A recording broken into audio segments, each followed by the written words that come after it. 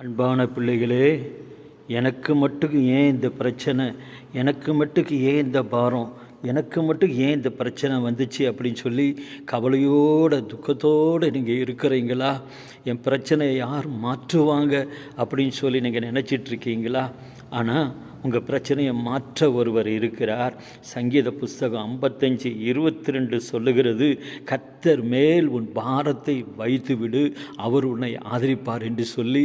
ஆகவே நீங்கள் உங்கள் பாரத்தை, உங்கள் துக்கத்தை, உங்கள் பிரச்சனையை இயேசுவின் மேலே நீங்கள் வைத்து விடும்போது, அவர் மேலே வச்சிட்டிங்கன்னா, நீங்கள் அவரை நம்பினீங்கன்னா, அவரை விசுவாசித்தா உங்கள் பிரச்சனையை மாற்றி உங்கள் பாரத்தையெல்லாம் மாற்றுவார்.